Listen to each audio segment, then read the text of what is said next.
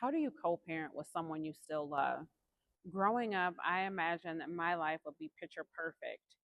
I watched my mom suffer through domestic violence, and she was really only a fraction of the woman that I knew her to be, the strong, resilient woman. And so I promised myself that my life will be drastically different. Then I met him, my ex husband. It seemed like love at first sight. We met, we blended our families, and it was everything that I wanted: family, marriage, us together. And I thought that everything was going to work out and this would be my happily ever after. Within a year of us meeting, I was pregnant with my son. And then came the arguments, infidelity, resentment, just constant fighting. All the while, I'm going to law school full time at night and working through the day and trying to take care of a small child. To say that life hit us hard would probably be an understatement. Eventually, the marriage broke, and we knew that there was no way to repair it. So at that point, I had to stomach the idea of what co parenting would look like. Because at this time, I'm a new lawyer. And I'm doing family law.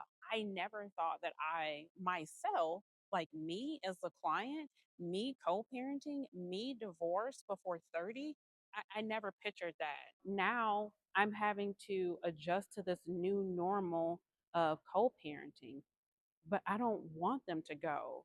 Like, I can't even imagine my kids leaving. And then now I have to see him at the exchange. The marriage is over, but my heart is broken. I still love him. Now you expect me to exchange our two children with him every other weekend and watch them go? I can't. The first weekend that we were supposed to exchange was the hardest. I really couldn't even stomach it. So I took them to my parents' house, and my mom and my stepdad did the exchange. I couldn't fathom having to see him in the state that I was in, the emotional state that I was in, and the fact that there was still a small piece of me that thought, can we put this back together? My mom called me as soon as they left, told me they were crying. I started crying. It's just the idea of that broke me even further. Here's the truth that nobody tells you though. The court expects you to still co parent, even when you're hurting, even when your heart is shattered, even when you're broken, even when you still love that person. Not only does the court expect you to co parent, they expect you to do it in an amicable fashion.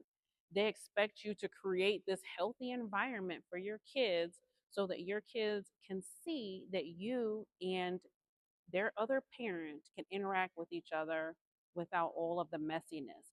It was almost like a setup to fail. Like, you expect me to co parent with this person who broke me, who shattered my heart into 1,000 pieces, who betrayed my trust.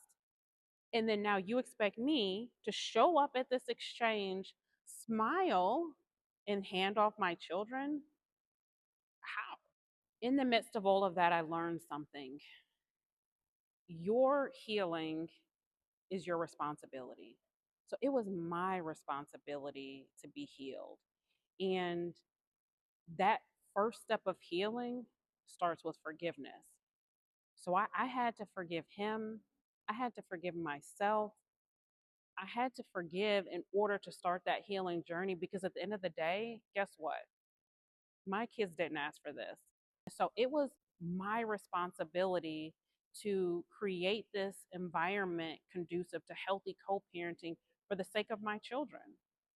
And every time I looked in their faces and saw the hurt and the confusion over why their family broke apart, I knew that it was my job to make sure that one, they understood this isn't your fault, two, we love you, and three, that we can get along enough to create a healthy life for you. Healthy co parenting begins with acceptance.